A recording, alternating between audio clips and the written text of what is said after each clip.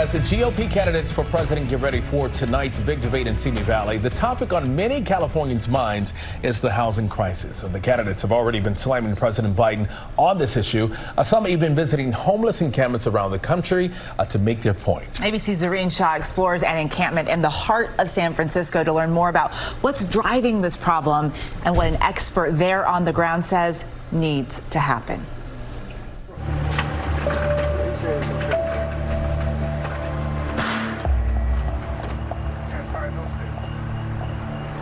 Keeping that, boss? That? Garbage?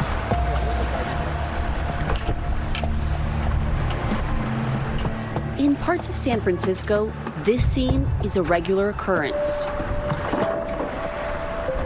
Unhoused Americans moving street to street, like Anthony, who says he's been living in a tent for the past 3 years. Right after COVID, it was horrible out here. What were you doing before then? Mostly chef work. Being in the restaurants, they shut them down. It was hard to supplement the income and the work. And you were initially paying $1,200 for rent to share a room. Yep. Anthony is one of the 170,000 unhoused Californians struggling to find a permanent home. The San Francisco Department of Emergency Management telling us in a statement, unfortunately, most people either decline to engage, decline offers of shelter, or have shelter already, and we cannot compel people to come inside. But homeless advocates say the city's current 3,000 shelter bed system is not always appropriate for everyone. As of today, there are at least 350 unhoused individuals still on that wait list. Nationally, homelessness has risen to over 500,000 people. The Golden State now makes up nearly a third of the nation's homeless population. The reasons are numerous: the high cost of living from the tech boom, the economic downturn during the pandemic, and mental health crises, all adding to San Francisco's homeless population.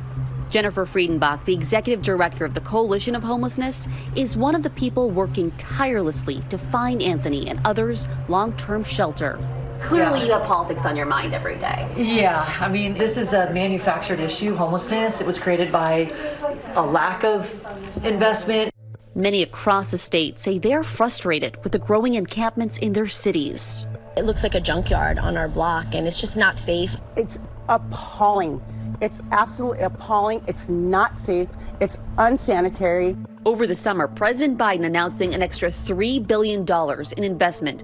But on the campaign trail, GOP presidential hopefuls have used the homeless crisis to slam Democratic leadership.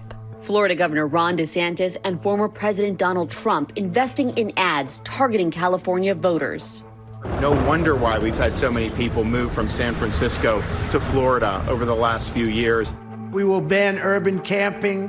Violators of these bans will be arrested, but they will be given the option to accept treatment and services if they're willing to be rehabilitated. Many of them don't want that.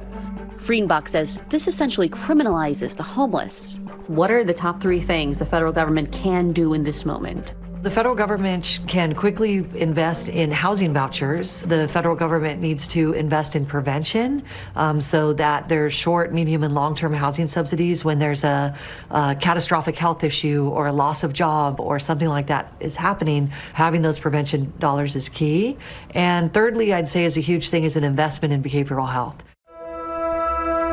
Some of the solutions are already happening on the streets, just not fast enough for either party. During the end of our time with Anthony, he was offered a place to stay that would get him off the streets. But there are still thousands of people tonight, still on California's streets, looking for a place they can call a permanent home. Zohreen Shah, ABC News, Los Angeles.